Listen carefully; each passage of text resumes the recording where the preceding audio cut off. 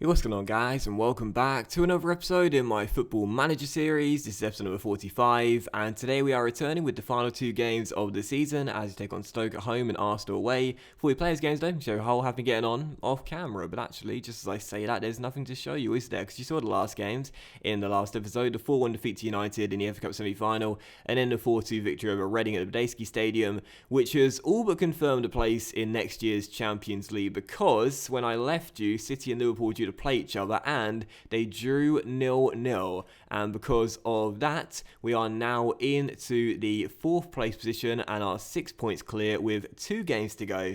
And whilst mathematically it is still possible we could miss out of finishing in the top 4, it's not going to happen, let's just admit that it's not going to happen. So we've basically done it. 1 point mathematically guarantees it, and we're in the early kickoff today as well against Stoke, and we can do it right now here on the lunchtime kickoff. So let's get straight into the game and let's just confirm it. We are going to finish in the top 4, and let's mathematically do it before City and Liverpool even play their game. Why are we not in the EC? Like, why does it not say we qualified for the EC yet? Because we surely... Actually, no, we haven't, have we? Because, again, mathematically, we could still finish in 6th place, and that might not be enough. That explains. Okay. Why am I questioning FM's maths? You saw how the last episode ended. I should never question anyone's maths, seriously. Anyway, this will be the team for the game then. 4-2-3-1, of course, and let's get straight to it. So, Pena is in goal. Back for retirement, Dimov, Sonogo and Torre. In midfield, Kirkpatrick and Malonas. Further forward, Delafeu on the left. Lecco returning from injury on the right, and Saidi as our advanced playmaker. Donnelly leads the line, and on the bench, Manny and Keane, Blimp, Balut, Barkley, Ibe, and Ruggiero as well. And do you know what? Before the game, those red arrows frustrate me so much. Before the game, we're going to remove the nickname. I mean, I shouldn't now have seen those red arrows, but Donnelly's nickname can go. He's not camera shy anymore. You guys have seen it. He's finally started picking it up. It's about time, but still. So first highlight, and it comes here 14 minutes into the game as Ranking Costello wins the ball in the air inside of Berahino. Could be through here, and Pena has to make the save. First opportunity, simple save, but not good to see it come to our opponents, as another highlight comes directly afterwards. Thankfully this time it seems to come for the Tigers, with Donnelly on the ball finding Jonathan Lecco. First start since injury, and he almost marked it with a goal as well, off the post, and Martin's Indy clears. Couple of chances for both teams, woodwork shaken, but still 0-0. Let's not forget, this would be enough for us to goalless draw. I don't want it, I want to win, but this would be enough mathematically as Saidi's on the ball and shoots. And Zidane fumbles it a little bit, but does regain his composure and pick it straight back up. Still 0-0. Not too many chances in the first half. We dominated possession, looked the better team, but still waiting for that breakthrough. So just over 5 minutes to go. Highlight here, and it could come to Stoke, as Robbie Brady picks up the ball here down his left-hand side, and Balut is there with the interception. Nothing to report in this second half so far. Maybe one late chance to win the game here for Hull. Ruggiero dispossessed by Aaron Creswell, though.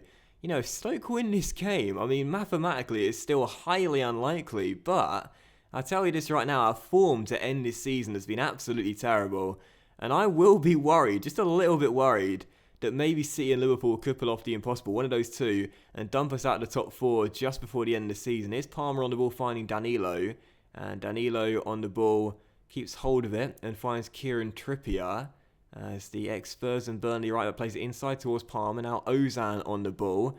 Are they going to get a chance from this? Ozan threads it through towards Robbie Brady down the left-hand side. He crosses and Ben Yedder fires it in. Oh my, Hull City 0, Stoke City 1.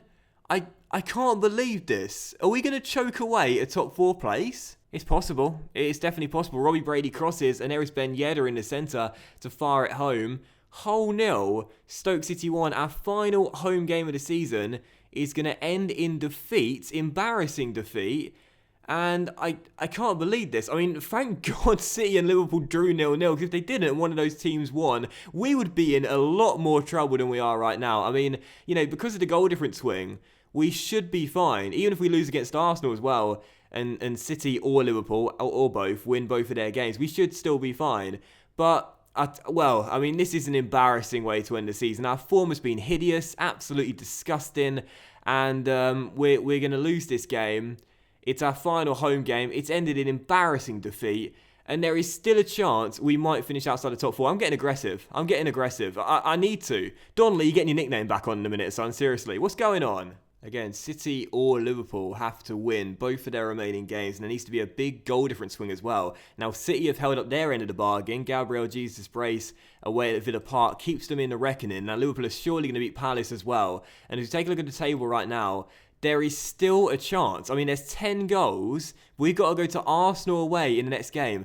There's still a chance we might finish outside the top 4. This is very worrying. So that was me ending the last episode after that Reading game thinking it's done. It's all over. We're finishing in the top 4. And now we got a mini crisis on our hands. I guess it don't really matter too much if Liverpool win or not, as City had the best chance of overtaking us. We'll wait and see if Palace can do us a favour at least. And prevent Liverpool from getting into the race with the top 4, have they? No, they haven't. They lost 3-1. Okay, so now the table looks like this. As you can see, both teams just 3 points behind us. Liverpool, realistically, I'd say don't have the chance of just 10 goals. But there's 10 goals between us and City. So even though it's highly unlikely, it's still possible. City's final game is at home to rock-bottom West Ham. I mean, that is the one team that you wouldn't want them to face, knowing that they could easily thrash them, and we've got to go away against Arsenal as well. I got to say, I'm a little bit worried. I'm a little bit worried right now. Alright, so this is it then. Final game of the season. We take on Arsenal away at the Emirates Stadium. Liverpool are away against 19th place Reading, and City are of course at home to now 18th place West Ham after they won their last game. So, I mean, in a way, good, because that might give them some confidence going into this one.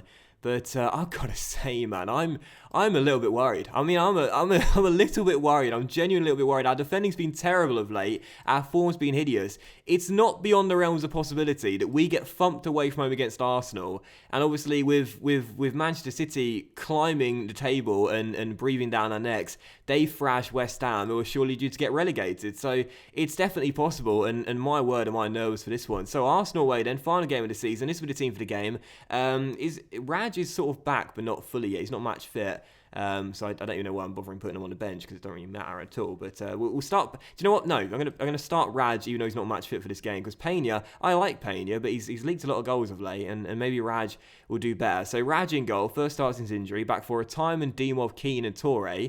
In midfield, Skipper and Dye and Saidi. Further forward, Delafeu on the left, Lecco on the right, and Barkley as advanced playmaker. Donnelly leads the line, and on the bench, Pena, Sonogo, Blint, Balut, Malone as Ibe, and Rogerio. So, oh my word, it's the second and final game today. I did not think I'd be saying this, but I'm extremely nervous. We might drop out the top 4. Let's not let that happen, come on. I mean, the injuries have been a huge problem for us in the second half of the season. And what you got to remember as well is that unlike last year, unlike in the entire series really, we've had so many more games this year due to the Champions League, unless we forget our good cup runs as well. We reached the FA Cup final, the FA Cup semi-final, sorry. We've never got to those stages before. We've had an awful lot of games to play this season, a very thin squad. I mean, it's my fault, obviously, as City have already gone in front, and Arsenal might do the same. But either way, it has been a lot difficult for us this season due to a lot more games and a very thin squad. Still, come on, Hull. We can get the first chance of the game. Donnelly cutting inside from the right. Good work from Brian. Good work from Brian. Oh, it's brilliant from Brian Donnelly. That's why I've removed the nickname. City going from, but so do we. And what a goal from Brian. He had all the work to do himself there, and he did it all himself. Brilliant. Took out a couple of players, comes inside, and what a strike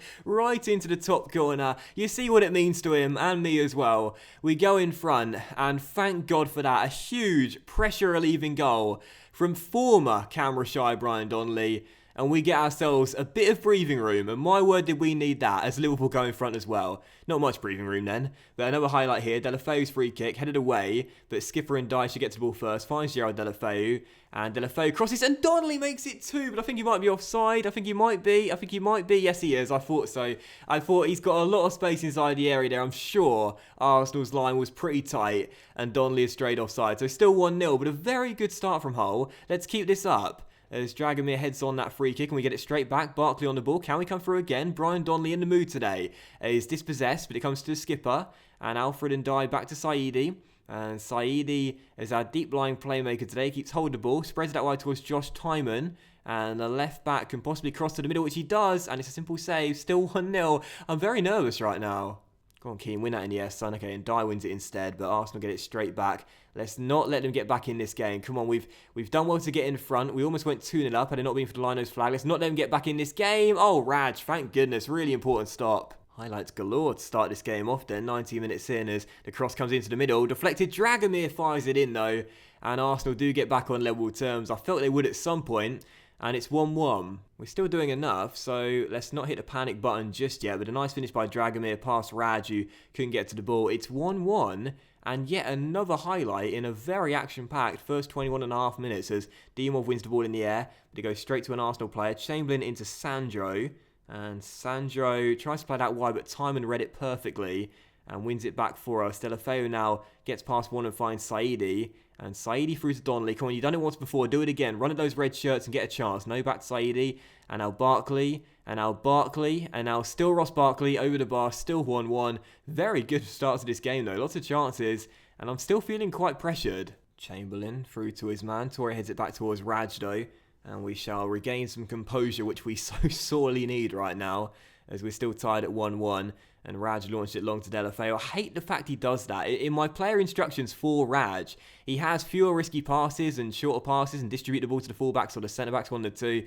But we still launch the ball far too long for my liking compared to, when you look at our instructions, they're all about short passing, keeping hold of the ball. But sometimes my players ignore those instructions, and it's so frustrating because we don't win balls in the air ever. We need to keep it on the ground. We're doing it again. And we should be able to pass out from the back. Don't launch it long, Rajkovic. Put the ball on the floor. Sanchez gets onto the ball for Arsenal, and the Chilean gets past one. Pass deflected on. Torre is there. Put the ball on the floor, all right? Lecco down this right-hand side. Gets past one and finds Saidi. And Saidi back to Lecco, into Ross Barkley. See, this is when we're at our best here. Nice little passing moves to get ourselves some space. Here we go. Look at this. We're working the space nicely. Lecco down this right-hand side. Can he whip the ball into the centre on the ground? Hopefully. In it goes. Headed away. Saidi gets to the ball though and shoots and scores. And it's 2-1. Well, not exactly the way we like to play, but it's a goal and I'll take it. Saidi would have finished 2-1. Back in front. Come on. What a first half this has been, by the way. Lecco's cross to the middle, one in the air by Arsenal. Not really much of a surprise, but a great first touch by Saidi, who puts it past the keeper and into the back of the net. 2-1, we retake the lead, and let's see out this lead before the break. I should say until the break, because now Arsenal got a chance as Dragomir could be through. Finds Sanchez down the left, and Sanchez crosses and Chamberlain tucks it home, and it's 2-2. We capitulate so much, and I just saw as well, City have gone 2 goals up. Oh my word, I tell you, defensively this season we have been atrocious. Particularly in the second half of the season as well. I don't know why, but we just totally capitulated, seriously. And, Keane, Sonogo, Dimov, these are 3 really good centre-backs, but their marking and positioning has been awful. And I don't know why, because they've got really good stats in those areas. So first highlight of the half, and it comes to Arsenal. We've led this game twice. Surely we're not going to go behind in this one. As Torre plays it back to Raj. Play it on the ground! Where's that going to? You had Dimov right next to you. Thank you, Timon. As Delafeu wins it back and then gives it away. Oh my god. I'm going insane, I tell you. I'm going absolutely insane. Why are my players ignoring my instructions? As Ndai tries to win it back but can't. And Mesut Ozil receives the one, finds Dragomir through towards Sanchez. Torre with the interception. And now a chance on the break. Donnelly gives it straight to Mustafi. Play it on the ground! Because you know what's going to happen. I mean, you know what's going to happen. Sandro, what a save by Radkovic. As soon as we put the ball in the air, we give it straight away. We're basically giving the ball back to our opponents. Every single time we play the ball in the air or play it long, look at that. We give it straight back to our opponents. I don't know why we keep doing it. Our instructions, they're always retain possession, shorter passing, play the ball on the ground, And my players as well, they always have those instructions to keep it short, keep it neat, keep it tight. Yeah, they just totally ignore me. Don't get me wrong, get the ball out wide, whip it out wide. We score a lot of goals from crosses, but those crosses are normally always on the ground. So if you're going to go down those wings and cross the ball in, whip it on the floor. That's how we score our goals from wide areas. And the same should be said for our passing moves as well. Our goals don't come from Leicester City 2015, 2016 balls over the top of the defenders for pacey strikers to run onto. They normally come from some nice passing inside or just pure luck in my case. But still, it's 2-2. To be fair, we're there now. We're there. It's over. So let's just calm down. Let's calm down. We're there now. It's done. It's done. Scenes when we win this game in stoppage time from a Brian Donnelly header as Timon gets the ball back here and finds Farouk Balut just off the bench. Nice ball inside towards Lecco. See, this is what we do. Oh, great save by the goalkeeper and cleared away. See, nice little passing, intricate moves, lovely little threaded through balls. That's how we get our chances. Still 2-2, but then it doesn't matter anyway. It doesn't matter. It's over. We've done it. Arsenal needed to score lots of goals in this game, and City needed to score lots of goals as well. for there to be any chance. And in the end, we're going to draw as well, which is a pretty credible result in the end. I mean, I've been quite frustrated in this one due to our general players, Reading scorer and an equalising goal. Not that it matters now to get back on level terms. But I'll certainly take the draw, will I, if we get it? Digne wide. I'll certainly take the draw. That's not a bad result to end on. And whilst our form has been awfully inconsistent to end the season, this is a pretty decent way to end it. We took the lead twice. Sadly, we couldn't hold on to the 3 points, but a draw is not bad away against second place Arsenal at the Emirates Stadium. And that does mean we finish in 4th place. I will calmly say you're unlucky today. I've motivated a few of them, and we shall leave it there then. So in the end, Hull City have just about qualified for the Champions League for a second straight season. We did it the hard way. But what's our budget for next season? £54.5 million. Thank you, board. Absolutely love that. And that's our biggest budget, I think, throughout the entire series so far. So absolutely love that one. And that's great to see. So in the end, the table ends up looking like this then. We finished in 4th place. We did finish 4th last year. I thought we finished 1st for some reason. Same as last year then, 4th place. Less points, unfortunately, but still not too bad. And United once again crowned champions. They're just too dominant. They're just too good in this save. Arsenal in 2nd, Chelsea in 3rd, and we do indeed retain our 4th place position, just like last year. City finish in 5th, Liverpool in 6th, Sunderland in 7th. Spurs qualified for the Europa League after beating us in the EFL Cup final. And the teams that were relegated were Reading, Bournemouth, and West Ham. And I think that was the bottom 3 going into the final day as well. So that's the end of the Premier League. We've done it. Our form was awful towards the end of the season. We just about managed to hold on to the place by the skin of our teeth, and I guess that's better than nothing.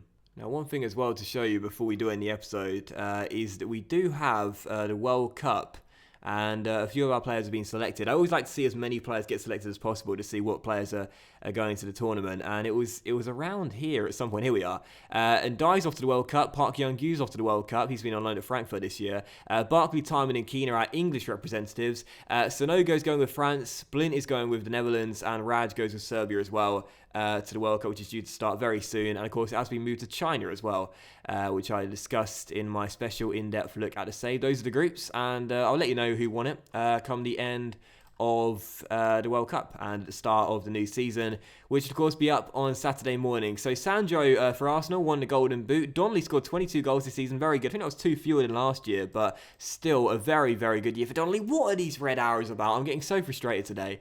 And yeah, still a very good season for Donnelly. You know, he had more player of the match awards this season, but less goals and assists, and a higher average rating, which is quite surprising. But still, a very decent season once again for Donnelly. And Olivier won Young Players Player of the Year, which is good because he's been great this year. And I tell you, our form started to struggle a lot when this guy got his serious injury. Oh, those arrows. He was doing so well, and when he got that serious injury, we started to collapse, and you can see why. He had a great season, and he was the only player in the Team of the Year as well. And I think that's our first ever Team of the Year representative, isn't it? I think so. It might be. I don't know. But anyway, we had the end of season awards. Josh Timon once again won Player of the Year for the second straight year. Thankfully, this time Donnelly did make it onto the list. I don't know why Donnelly seems to get overlooked so much in the voting, but still, he won goal of the season though. Ruggiero with the signing of the season, and Timon won the Young Player of the Year as well. Ruggiero's getting... What's with the red arrows, lads? I got state-of-the-art training facilities and the best coaching staff in the division. Well, for the most part. What's with the red arrows? I don't know. Why am I talking like this? Anyway, Hull are expected to be amongst the leading contenders for continental football qualification spot, and they lived up to that by securing a place for themselves. It's been a good year. You know, it's been a frustrating year in part, but for the most part, it's been a good year. And I think the best thing we should talk about with this season is that whilst we may not have made strides forward in the league, which is always my aim, you have to realise that this year we did something which we'd never done before in the series so far, and that was focus on the cups and do very well. In the past since the series started, we'd never qualified for Europe before, so we couldn't count that. But in the FA Cup and the EFL Cup, we'd done nothing. But this year we reached a final only to lose to Spurs, and also reached the semi-finals of the FA Cup as well. So we went further than the expectations, and I have to say I thought we did really, really well in our cup competitions this year. In the Champions League quarter-finals, and of course the FA Cup semis and the EFL Cup final. You know, league was not a great season, don't get me wrong. We struggled in the second half of the season a lot, but it wasn't bad. We still achieved one step further than our expectations, and we hit our personal expectations. But the cups were where it was at this season. We performed much better this year, and were a lot better in the cup competition. So delighted with that, and yeah, I think that's it. So I can't think if there's anything to show you. There might be something. Let me think. Pretty sure that's it. We've got the initial budgets done. So is there anything to show you? As the board are going to upgrade the youth facilities again, which is great because we're still... Are we still doing that? Are we... What? Hang on, what? We were doing that earlier. We were doing that a while ago. What? How? What? What? We were doing that... I asked the board to do this a while ago. Why are they doing it again? Is it going again? Are they doing youth facilities after this one as well? Is it not... Have they started it again? No, because that's further to... I'm not sure what's going on there. I can't figure it out right now. I'm too tired. But we are improving our youth category, which is good. We need to start getting better youth players through the ranks, not just ones that I signed, but throughout your academy. But yeah, I think that's it. I can't think of anything else I wanted to show you. We're about to go into pre-season, so I think we shall leave it there then. So that will end today's episode of the Football Manager series, guys. So a big thank you for watching. I really hope you have enjoyed it. A bit of a frustrating episode, so I do apologise for a little bit of rage, but hopefully you didn't mind too much. And hopefully things will be a lot more positive as we come back for the new season. And the start of the new season, start of Season 7, will be up in on Saturday morning, about 10 a.m. UK time. So look forward to that, and I'll see you for that very soon. So thank you very much for watching, guys. Hope you have enjoyed the episode. If you have, then please do leave a like. Again, the start of the new season will be up on... Oh God, Red Arrows started the new season will be up on Saturday morning, and look forward to that. We've got £54.5 million to play with, and I'm sure we're going to make some decent signings. Why? Tell me why. Explain to me. I don't care about you, but tell me what I'm doing wrong. My facilities are state of the art. My coaching staff is brilliant. Oh, thanks for watching, guys. I'm going insane. Have an absolutely fantastic end of the week, and I will see you for the start of Season 7 with £54.5 million to spend in the transfer special very soon. Goodbye.